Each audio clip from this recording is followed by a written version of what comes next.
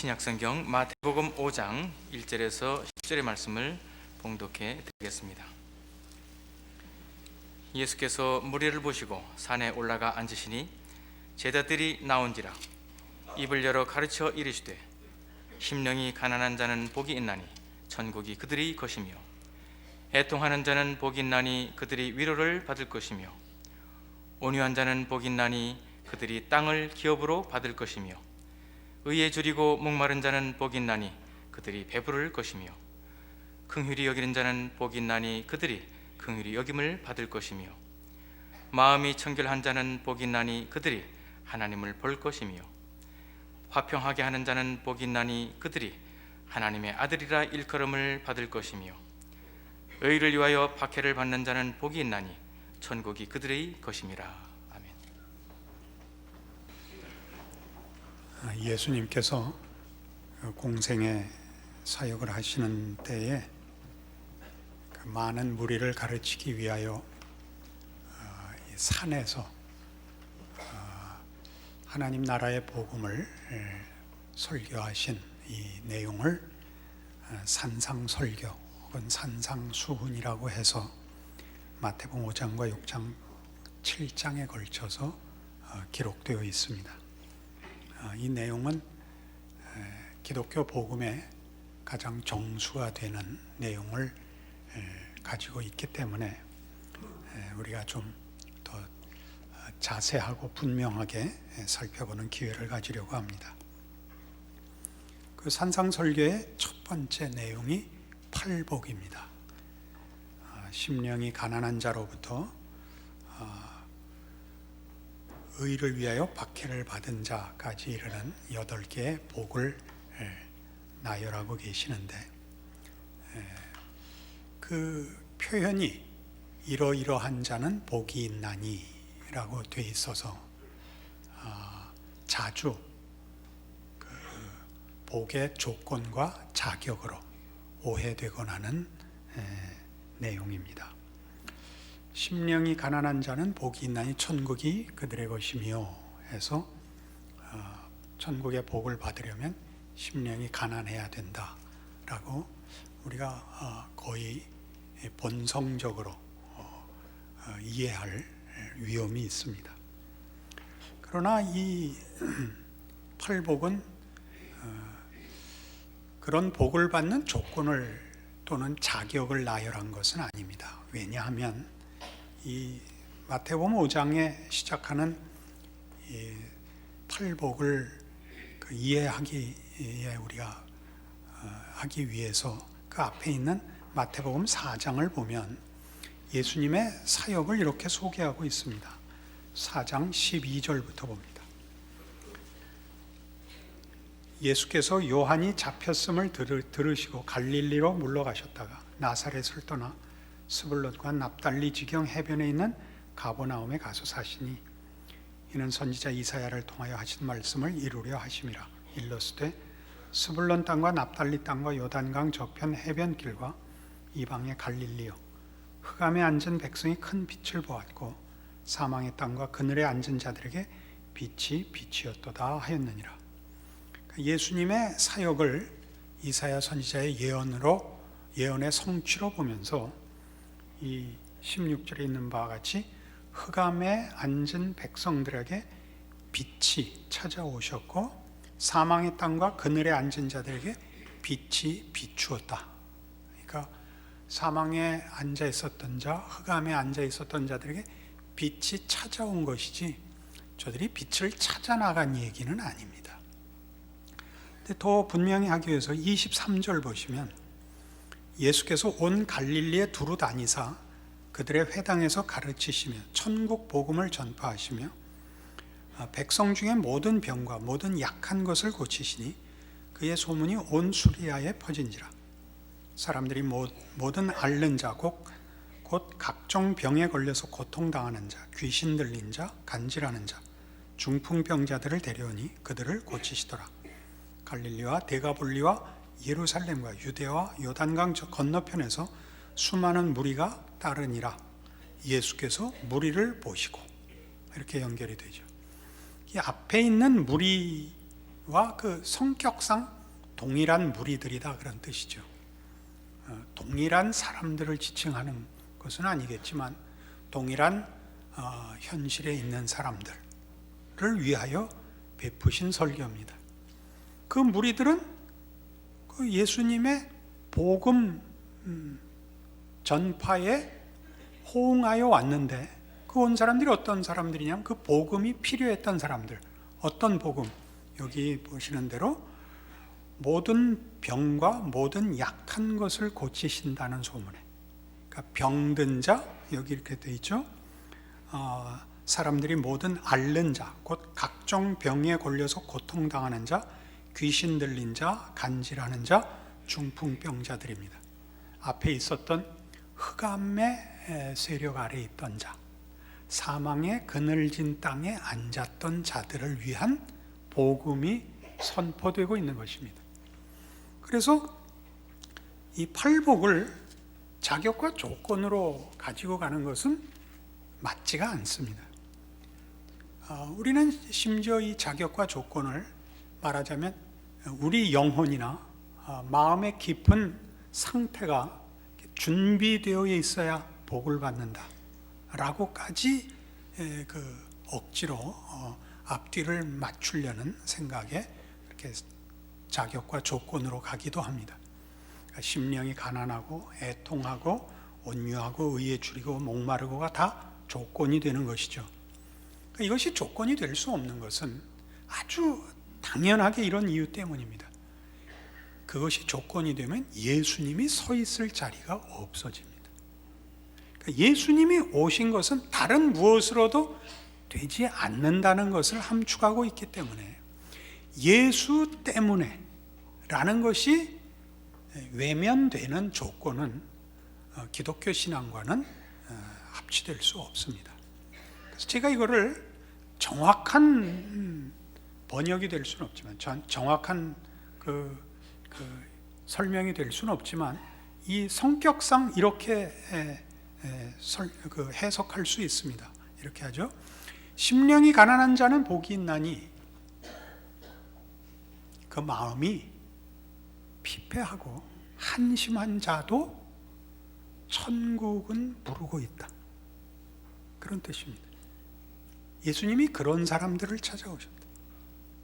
애통하는 자는 복이 있다. 우는 것밖에 할 줄 모르는 자도 괜찮다. 예수님은 그들을 위하여 오셨다.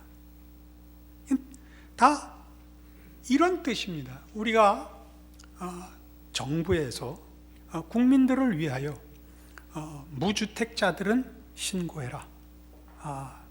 집을 하나씩 주겠다. 그러면 여러분 그게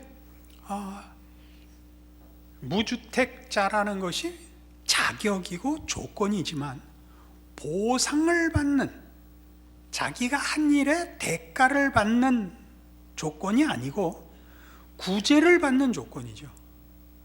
그렇지 않습니까? 구제를 받는 조건, 은혜를 받는 조건이지 그것이 자랑할 수 있는 대가, 내가 한 일에 결과를 요구하는 청구권은 될 수 없지 않습니까?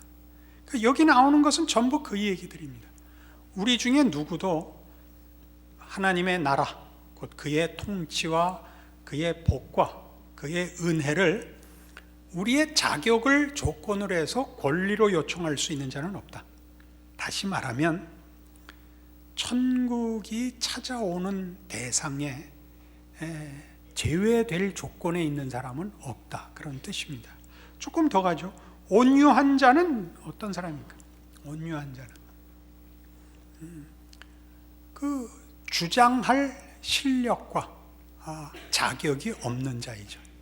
그럼 뭐든지 져야죠. 나서서 외칠 수 없는 자이죠. 큰 소리를 칠 수 없는 자. 의에 줄이고 목마른 자. 이게 가장 오해의 소지가 많은 건데, 의에 줄이고 목마른 자. 성경에서 말하는 의라는 것은 하나님의 통치를 말합니다. 하나님의 통치의 공의로움은 본질이 자비로우심입니다. 자비가 필요한 자라는 뜻입니다. 이렇게 얘기하면 이해가 쉽지 않을까요?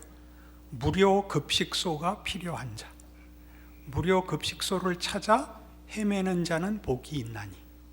그러면 금방 이해가 되죠. 여러분과 저의 경우 아닙니까? 만일 여러분은 이 경우에 맞지 않는다고 하신다면 여러분은 기독교 신앙이 필요 없습니다. 아니면 오해하고 있는 겁니다. 긍휼히 여기는 자란 뭡니까? 긍휼히 여기는 자란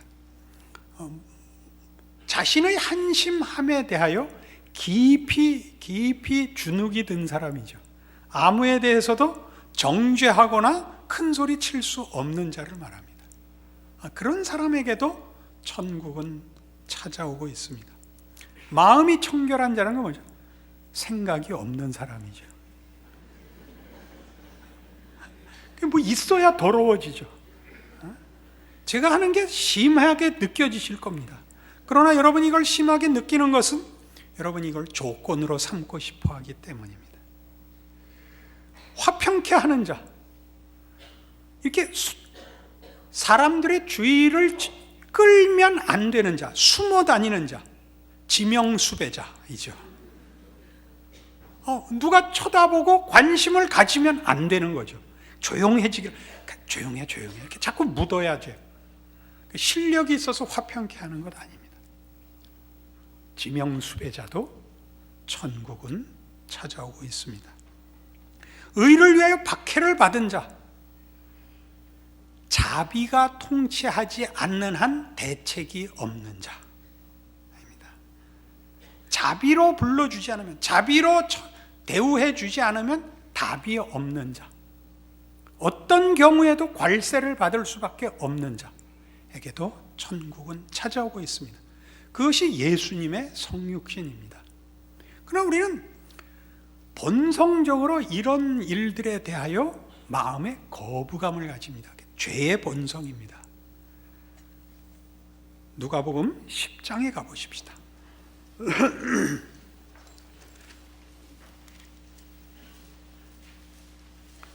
누가복음 10장 25절 이하에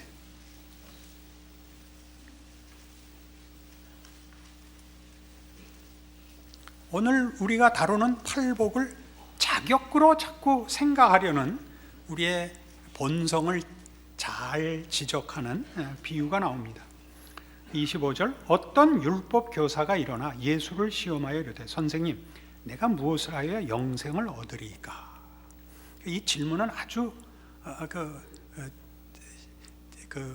깊이 이해해야 합니다. 무엇을 하라고만 하면 할 수 있다는 겁니다. 내가 무엇을 하여야 영생을 얻으리이까? 그러자 주님께서 율법에 뭘 하라고 되어 있느냐라고 답하십니다. 그래서 그가 하나님 사랑하고 이웃 사랑하라고 했습니다. 그래, 그렇게 해라. 그러자 율법사가 내 이웃이 누굽니까? 그렇게 이제 반문했습니다. 그러자 그 유명한 선한 사마리아인 비유를 하는 것입니다. 이 선한 사마리아인 비유의 재미는 이겁니다. 누가 길 가다 강도를 만나서 죽게 됐는데 제사장이 지나가다 보고 그냥 가고 레위인이 보고 그냥 갔다는 겁니다. 제사장이나 레위인은 당시 유대인들에게 있어서는 특별한 직무에 성별된 사람들입니다. 그러니까 지금 율법사의 질문을 여기서 이미 답을 하고 있는데 그게 뭐냐 하면 자신의 신분과 자신의 지위를 남과 다르다고 믿고 있는 사람입니다. 자격이 있다고 생각을 하죠. 그래서 예수님이 이 비유에서 이 강도 만난 사람을 도와준 자를 그러니까 사마리아인을 등장시킴으로써 이제 그의 생각을 깨시는 것이죠. 제사장이 그냥 갔고 레위인이 그냥 갔는데 사마리아인이 그를 구해줬다. 사마리아인은 이스라엘이 바벨론의 포로가 됐을 때 그 지역에 북왕조 수도가 있던 사마리아에 이제 다른 민족들을 불러들이고 이스라엘의 천민들 혹은 평민들만 남겨서 혼혈을 만드는 정책을 씁니다. 그래서 나중에 이스라엘 사람들이 귀환했을 때 다시 그 나라를 되찾았을 때 사마리아 사람들을 같은 이스라엘 사람 취급을 안 합니다. 경멸하죠. 사마리아 사람을 동원해서 누가 이웃이었겠느냐? 라고 묻습니다. 그러자 이 사람이 대답하기를 아주 재미있는 대답을 하는데 37절, 36절에 이렇게 나오죠. 내 생각에는 이 세 사람 중에 누가 강도 만난 자의 이웃이 되겠느냐? 이르되 자비를 베푼 자니이다. 달라스 윌라드라는 신학자가 이 부분에 이렇게 아주 기가 막힌 토를 달았습니다. 차마 사마리아인이라고 말을 할 수가 없어서 자비를 베푼 자니이다 라고 말했다는 겁니다. 기가 막히죠. 율법사가 자신의 자존심 때문에 사마리아인입니다라는 말을 입 밖에 낼 수가 없어서 자비를 베푼 자입니다, 그렇게 말을 했다는 거죠. 기독교 신앙의 가장 중요한 핵심이 뭐냐? 다른 모든 일반 종교가 신앙인, 믿는 자의 소원과 수단, 그리고 자격에 관한 문제를 다루고 있습니다. 자기가 믿는 신에게 어떻게 하여 자기가 원하는 결과를 얻느냐 하는 문제와 그걸 얻기 위하여 내가 무엇을, 어떤 자가 되어야 하느냐 하는 자격과 조건을 생각하는 것이 일반 종교라면, 기독교는 전혀 다르게 천지를 지으시고 우리를 지으신 하나님이 우리에게 당신의 기쁘신 뜻을 이루기 위하여 찾아오시는 종교라는 것입니다. 하나님이 잃어버린이 아니죠. 배신하고 도망간 그 기독교입니다. 그래서 이 찾아오시는 하나님의 진실하심과 은혜로우심과 성의가 예수 그리스도로 다 증언이 되는 것입니다. 그의 죽으심, 그의 부활, 이것들이 다 찾아오시는 하나님을 증언하고 있는 것이지 우리가 어떤 자격과 어떤 조건을 가져야 하느냐를 말하는 것은 아닌 것입니다. 이게 바로 그 얘기를 하는 거죠. 그럼 우리는 자격을 논하죠. 물론 기독교 신앙은 하나님이 찾아오사 당신의 기쁘신 뜻을 이루시려 하는 것이기 때문에 궁극적으로 우리의 거룩을 요구하십니다.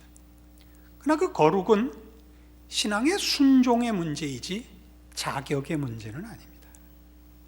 그러니까 우리가 기독교 신앙인으로서 우리의 신앙을 점검할 때마다 무슨 생각을 해야 되느냐 하면, 하나님이 나에 대한 당신의 뜻을 포기하시지 않는다.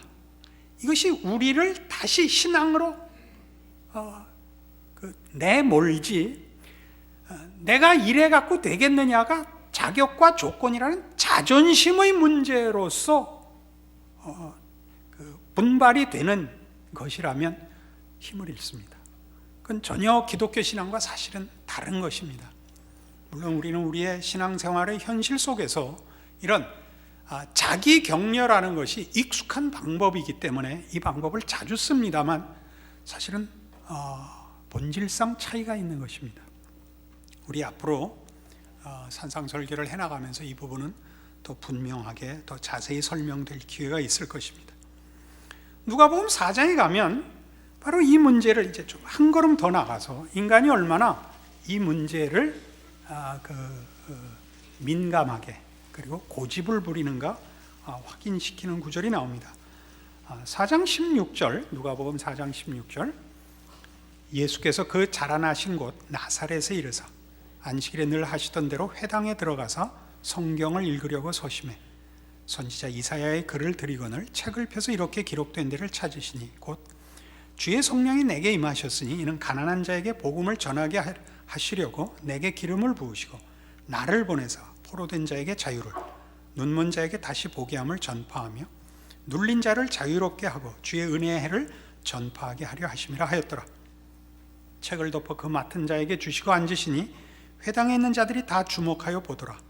이에 예수께서 그들에게 말씀하시되 이 글이 오늘 너희 귀에 응하였느니라 하시니 그들이 다 그를 증언하고 그 입으로 나오는 바 은혜로운 말을 놀랍게 여겨 이르되 이 사람이 요셉의 아들이 아니냐.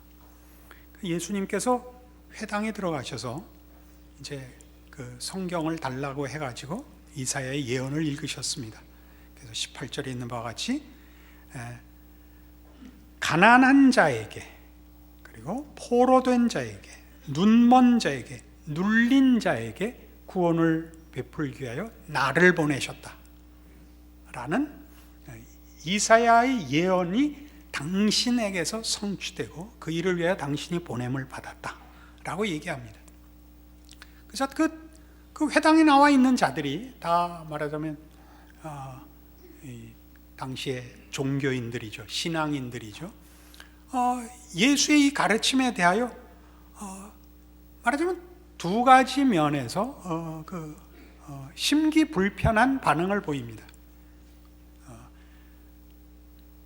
가난한 자, 눌린 자, 말하자면 포로된 자에게 구원을 주려고 한다는 것과 예수가 그 일을 하러 왔다는 이 두 가지 일에 대해서 불편해합니다.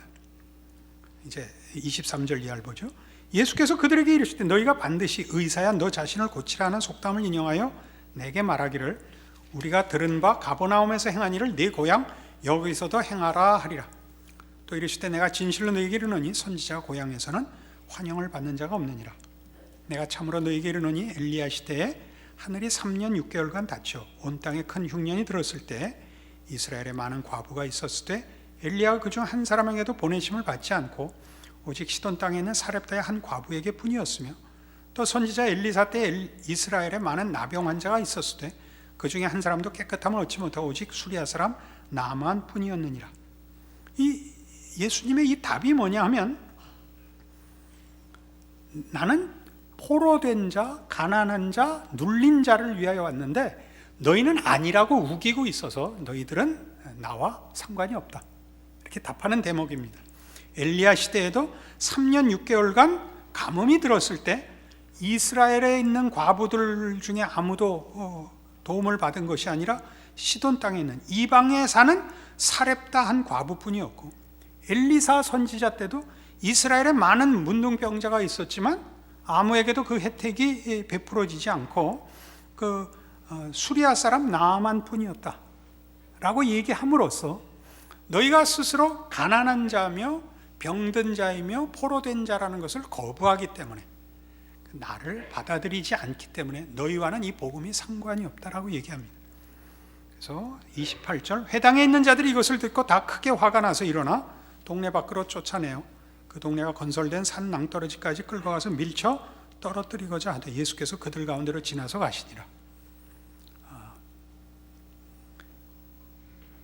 인간이 가장 못 참는 죄의 본성상 가장 못 참는 게 뭐냐면 도움이 필요하다는 것입니다. 우리가 무엇을 해서 대가를 받기를 원합니다.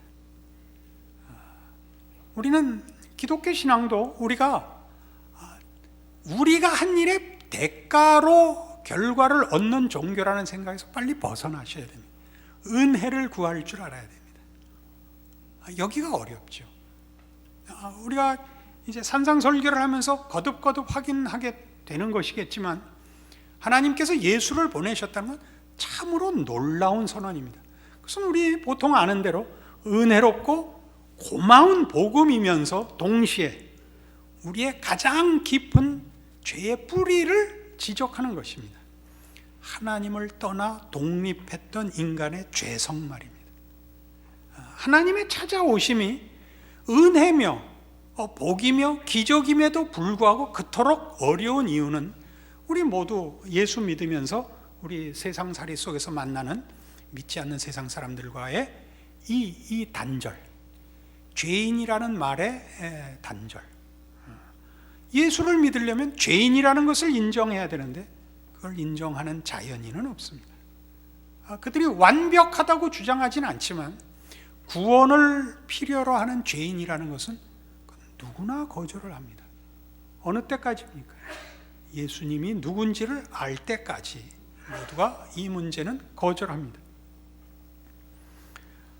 그래서 우리는 이 문제가 기독교 신앙의 핵심되는 가장 중요한 그 성격이 하나님이 당신의 백성을 찾아오시며 구원하시며 복주려 하신다는 신적 선택이요 신적 의지라는 것을 늘 기억하고 있어야 되고 우리의 신앙의 현실 속에서도 그런 차원에서 우리의 부족함, 믿음이라는 것은 물론 우리가 분발해야 되는 문제이지만 그것이 우리를 좌절시키게 놓아두어서는 안 됩니다.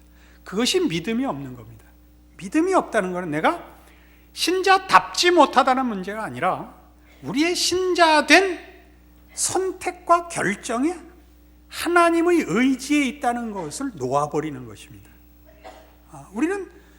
우리는 자격이 없다는 것은 늘 확인해야 됩니다. 우리가 은혜에 속한 사람이라는 건 늘 확인해야 되지만 은혜에 속했기 때문에 절망할 수 없다고 꼭 생각하셔야 됩니다. 누가복음 15장에 가보십시다. 또 여러분 잘 아는 그 탕자의 비유가 있습니다. 이 탕자의 비유를 보면 이 기독교 신앙의 정수가 이렇게 드러납니다. 둘째 아들이 아버지한테 자기 상속분의 재산을 미리 달라 그래서 먼 나라에 가서 다 허랑방탕하고 그리고 나중에 굶어 죽게 되어서 돌아오는 얘기입니다. 16절 보죠. 15장 16절. 그가 돼지 먹는 쥐엄 열매로 배를 채우고자 하되 주는 자가 없는지라. 이에 스스로 돌이켜 이르되 내 아버지에게는 양식이 풍족한 품꾼이 얼마나 많은가. 나는 여기서 주려 죽는구나. 내가 일어나 아버지께 가서 이르기를 아버지, 내가 하늘과 아버지께 죄를 지었사오니 지금부터는 아버지의 아들이라 일컬음을 감당하지 못하겠나이다. 나를 품꾼의 하나로 보소서 하리라 하고 이제 돌아가는 겁니다. 품꾼의 하나로 보소서. 그러자 이제 아버지가 기다리고 있다가 21절 아들이 이르되 아버지, 내가 하늘과 아버지께 죄를 지었사오니 지금부터는 아버지의 아들이라 일컬음을 감당하지 못하겠나이다 하나 아버지는 종들에게 이르되 제일 좋은 옷을 내어다가 입히고 손에 가락지를 끼고 발에 신을 신기라. 그리고 살찐 송아지를 끌어다가 잡으라. 우리가 먹고 즐기자. 이 내 아들은 죽었다가 다시 살아났으며 내가 잃었다가 다시 얻었노라 하니 그들이 즐거워하더라. 그러니까 아버지는 이 집 나간 아들을 아들이 아니라고 생각한 적이 없다는데 여기 핵심이 있습니다. 이 문제를 이제 큰 아들은 이렇게 합니다. 29절 큰 아들은 나중에 이 일을 알고 아버지께 대답하여 이르되 내가 여러 해 아버지를 섬겨 명을 어김이 없거늘 내게는 염소 새끼라도 주어 나와 내 벗으로 즐기게 하신 일이 없더니 아버지의 살림을 창녀들과 함께 삼켜버린 이 아들이 돌아오매. 동생이라고 말을 안 하는 겁니다. 이 아들이 돌아오면 이를 위해 살찐 송아지를 잡으셨나이다. 아버지가 이르되 예, 너는 항상 나와 함께 있으니 내 것이 다 네 것이로되 이 내 동생은, 그죠? 이 내 동생은 죽었다가 살아났으며 내가 잃었다가 얻었기로 우리가 즐거워하고 기뻐하는 것이 마땅하다 하니라. 그러니까 이 아버지에게 집 나간 아들은 포기됐던 아들도 아니고 아들이 아닌 것도 아닙니다. 집 나간 아들입니다. 여러분 부모로서 다 아시다시피 아들을 잊을 수 있는, 자식을 잊을 수 있는 부모는 없습니다. 이건 그러니까 돌아온 탕자의 얘기가 아니라 잊지 않는 아버지와 아버지를 버린 아들과의 대조입니다. 왜냐하면 누가복음 15장은 세 가지 비유가 나오는데 그 앞에 두 비유가 다 잃어버린 양 찾는 얘기, 잃어버린 드라크마 찾는 얘기입니다. 또 잃어버린 아들 찾은 얘기입니다. 찾는 얘기입니다. 신적 선택, 하나님의 찾으심에 관한 것입니다. 그것이 기독교입니다. 우리는 이 문제, 하나님이 예수를 보내어 잃은 그의 자식들을 찾으러 오셨다라는 사실로 복음을 이해해야 합니다. 그러면 많은 부분에서 우리의 신앙에 아주 힘 있는 근거들을 확보하게 됩니다. 하나님이 이 일을 하신다. 우리가 저지른 범죄, 우리가 하나님을 배반하고 도망간 것보다 하나님의, 그건 우리의 배반이고 인간이 저지르는 실수이고 하나님의 찾아오심은 영원하시고 전능하신 신적 찾으심입니다. 인간의 배반과 하나님의 찾으심이라는 것은 하나님의 찾으심이 더 클 수밖에 없다. 이게 기독교 신앙을 유지하는, 그리고 늘 우리가 우리의 못난 것에도 불구하고 승리를 믿는 믿음의 근거지요. 에베소서 1장에 가면 바로 이 얘기를 이렇게 잘 요약하고 있습니다. 아주 중요한 성경의 요약입니다. 에베소서 1장 3절 이하 신약 성경 309페이지입니다. 에베소서 1장 3절 찬송하리로다. 하나님 곧 우리 주 예수 그리스도의 아버지께서 그리스도 안에서 하늘에 속한 모든 신령한 복을 우리에게 주시되 곧 창세전에 그리스도 안에서 우리를 택하사 우리로 사랑 안에서 그 앞에 거룩하고 흠이 없게 하시려고 그 기쁘신 뜻대로 우리를 예정하사 예수 그리스도로 말미암아 자기의 아들들이 되게 하셨으니 이는 그가 사랑하시는 자 안에서 우리에게 거저 주시는 바 그의 은혜의 영광을 찬송하게 하려는 것이라. 하나님이 이런 목적을 갖고 있습니다. 우리에 대하여 그의 영광의 찬송이 되게 하려고 합니다. 그의 영광을 찬송하게 하며 그의 영광의 찬송이 되게 하려 합니다. 12절에는 그의 영광의 찬송이 되게 하려 하심이라 이렇게 되어 있습니다. 근데 이것을 전부 이 하나님이 가지신 이 기쁘신 뜻, 신적 의지를 매 설명마다 그리스도를 조건으로 삼습니다. 3절 찬송하리로다. 하나님 곧 우리 주 예수 그리스도의 아버지께서 그리스도 안에서 하늘에 속한 모든 신령한 복을. 4절 창세전에 그리스도 안에서 우리를 택하사 우리로 사랑 안에서. 5절 그 기쁘신 뜻대로 우리를 예정하사 예수 그리스도로 말미암아. 6절 그가 사랑하시는 자 안에서. 계속 이겁니다. 여러분, 우리가 예수를 믿는다는 우리의 기독교 신앙 고백이 갖는 의미를 예수님이 내 죄를 속하고 나를 죄에서 구원하기 위하여 죽으셨다라는 하나의 사건으로 국한하시면 안 됩니다. 그러니까 자주 어떤 문제가 생기느냐 하면 예수님이 나를 위하여 죽으셨으니 이제 내가 예수님을 위하여 보답하며 살겠다. 이렇게 하면 너무 작아집니다. 그것도 좋은 신앙이지만 너무 작아집니다. 더 크죠. 하나님의 궁극적인 목적과 물려 있는 겁니다. 하나님이 궁극적인 목적, 그 기쁘신 뜻, 하나님의 영광을 찬송하며 우리가 하나님의 영광의 찬송이 되는 그 목적을 위하여 예수를 보내셨고 찾아오신 것입니다. 그 찾아오시면 예수 안에서 확인된 것 같이 그 육신으로 오시고 십자가에 죽으신 것에서 보이듯이 그 아들을 아끼지 아니하시고 주시니가 어찌 그 아들과 함께 모든 것을 은사로 주지 아니하시겠느냐 라는 로마서 8장의 얘기와 맞물려 기독교 신앙인들을 소망 가운데 있게 하고 믿음 가운데 있게 하는 것입니다. 여러분들이 누군가를 확인하고 여러분들이 가진 믿음이 어떤 것인가를 아는 오늘의 이 말씀이고 여러분들의 신앙생활 되시기를 바랍니다. 기도하십시다. 하나님 아버지 은혜를 감사합니다. 하나님의 우리를 찾으시고 예수 안에서 부르시니 우리가 이제 더 바랄 것이 없습니다. 누가 하나님의 택하신 자들, 하나님이 편드는 자, 예수 안에서 구원한 자들을 맡겠습니까?